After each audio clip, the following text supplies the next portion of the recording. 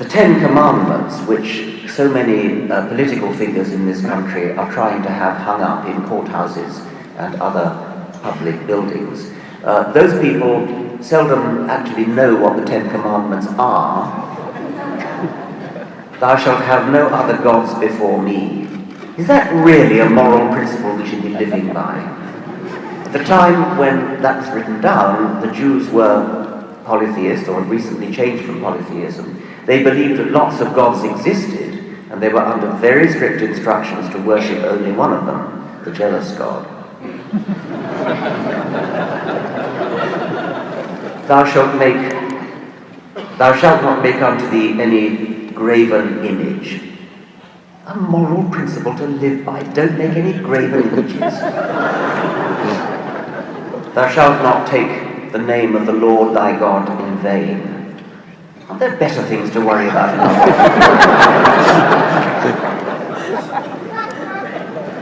Remember the Sabbath day to keep it holy.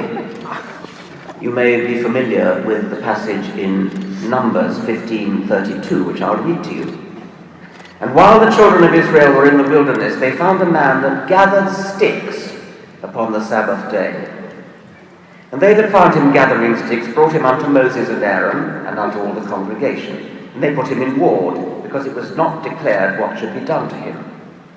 And the Lord said unto Moses, the man shall surely be put to death, and the congregation shall stone him with stones without the camp. And the congregation brought him without the camp, and stoned him with stones, and he died, as the law commanded Moses. What a wonderful moral God!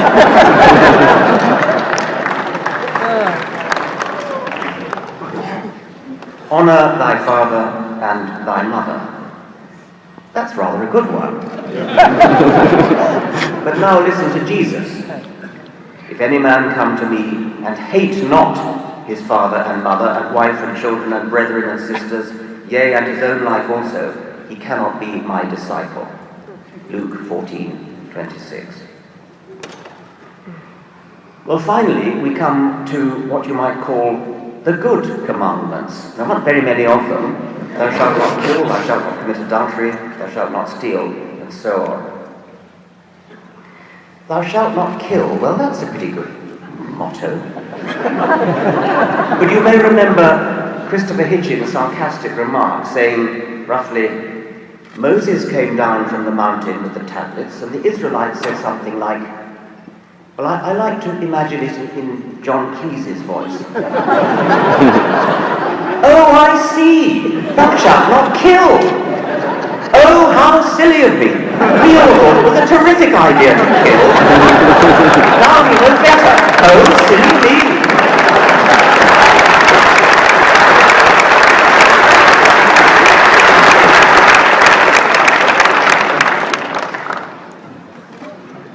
Anybody who has ever read the Old Testament will certainly not wish to get their morals from it. And if you meet anybody who gets his morals from the Old Testament, I think you'd be wise to give him a wide berth.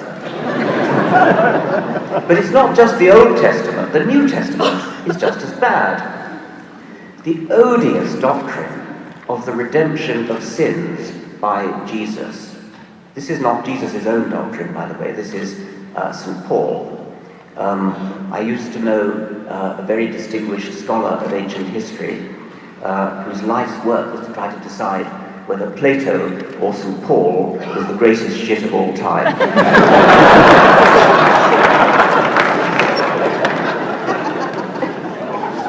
The doctrine of the redemption of original sin is roughly like this. God, the creator of the universe, the deviser of the laws of physics, of quantum mechanics, of relativity, this genius God couldn't think of a better way to forgive our sins than to come down to earth as his alter ego, his son, and have himself hideously tortured and executed so that he could forgive himself on behalf of all mankind, including future people, whether or not they actually intended to sin when their time finally came. actually, according to Christian theology, it doesn't matter whether you personally sin, because whether you sin or not, you are born in sin. You inherit the sin of Adam. Adam, who we now know, of course, never existed. You inherit the sin of Adam, and it comes down to you, according to St. Augustine, via the semen of all your male ancestors since Adam. What a disgusting doctrine. We are all born in sin because of our remote ancestor Adam, who never existed, and the doctrine of original sin still goes on, even in churches such as the Roman Catholic Church, which presumably accepts that Adam never existed. It's typical, by the way, of the theological mind, even the so-called sophisticated theological mind, that even when it's given up factual belief, such as in Adam, it carries on with the symbolism as though nothing had happened. It doesn't matter if the facts are disproved, you rescue them by turning them into symbols or metaphors or parables. Well, we better not get our morals from the New Testament either, or the Quran for that matter. I suppose the other way in which you might think you could get your morals from religion would be fear of the divine spy camera in the sky. Fear that God will send you to hell. That when you're boiling in the lake of fire and your skin burns off, you promptly grow another skin so that you can feel the agony all over again. There seems to be a sort of inverse relationship between the plausibility of a punishment and its terribleness. If the idea of hell were remotely plausible, then it wouldn't have to be so horrible as it actually is.